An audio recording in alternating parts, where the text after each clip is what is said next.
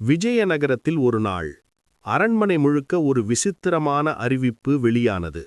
இன்று யாரும் அரசரின் தனி அறைக்கு செல்லக்கூடாது. அந்த அறை பொதுவாக எப்போதும் திறந்தே இருக்கும், ஆனால் இன்று பூட்டப்பட்டிருந்தது. அமைச்சர்கள் கூட உள்ளே போக அனுமதியில்லை. மாலை நேரம் அரண்மனை முழுக்க ஒரு செய்தி பரவியது. அரசரின் தனியறையிலிருந்து ஒரு மதிப்புமிக்க பொருள் காணாமல் போயிருக்கிறது.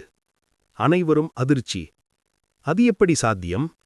ஏனெனில் அந்த அறைக்கு ஒரே ஒரு கதவுதான். அது முழு நாளும் பூட்டப்பட்டிருந்தது. அரசரின் கோபம். அரசர் கூட்டத்தை அழைத்தார். இந்த அறையில் இருந்தது ஒரு அரிய சின்னம். அது அரச குடும்பத்தின் ரகசியம். அது இப்போ இல்லை. அமைதி. இந்த அறைக்கு அணுகலிருந்தவர்கள் நீங்கள் மட்டுமே. அவர் காட்டினார்.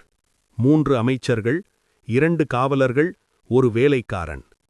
உங்களில் ஒருவன்தான் திருடன். அனைவரும் பதறினார்கள். அரசே, நாங்கள் இல்ல. நாங்கள் எதுவும் செய்யவில்லை. ஆனால் சான்று எதுவும் இல்லை. கதவு உடைக்கப்படவில்லை. ஜன்னல் இல்லை. காவலர்கள் மாற்றமில்லை. இது எப்படி நடந்தது? ஸ்மா தெனாலியின் வருகை. அந்த நேரம் ஒரு மெதுவான சிரிப்பு. அரசே, இந்த கேள்விக்கான பதில் கதவுல இல்ல, மனசுல இருக்கு. அனைவரும் திரும்பி பார்த்தார்கள். தெனாலிராமன். தெனாலி சொன்னார், நான் ஒரே ஒரு சோதனை செய்யப் போகிறேன். அவர் ஒரு சிறிய பெட்டி கொண்டு வந்தார். அதுக்குள் ஒரு கருப்பு மை. இந்த மை சாதாரணமில்லை. இந்த திருடன் இந்த பெட்டியை தொடும்போது அவன் கையில் இந்த மை தெரிய வரும். அனைவரும் சிரித்தார்கள். இது எப்படி சாத்தியம்? தெனாலி சிரித்தார். நம்பிக்கை இல்லையா? சரி, பார்க்கலாம். அவர் சொன்னார், ஒவ்வொருவரும் தனியாக இந்த அறைக்கு போய் பெட்டியை தொட்டு வரணும். நாளைக்கு காலை நான் சொல்லுறேன் யார் திருடன் என்று. அனைவரும் ஒத்துக்கொண்டார்கள். அந்த இரவு அனைவரும் சென்று பெட்டியை தொட்டார்கள். ஆனால் ஒருவன் மட்டும் பயந்தான். நான் தொட்டால் கையில மை வரும், நாளைக்கு பிடிபடுவேன். அவன் முடிவு செய்தான்.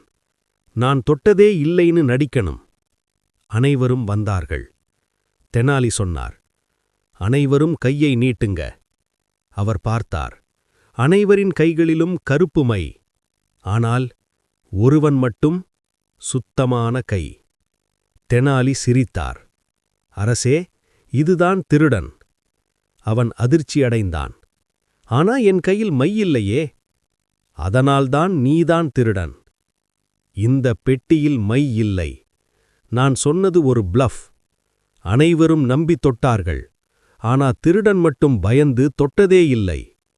அவன் விழுந்து மன்னிப்பு கேட்டான். அரசே, நான் தான் எடுத்தேன். அரசர் சிரித்தார். தெனாலிராமா, நீ மீண்டும் நிரூபிச்சிட்ட. If you enjoyed this story, like the video, comment your thoughts, and subscribe for more smart and fun stories. See you in the next story.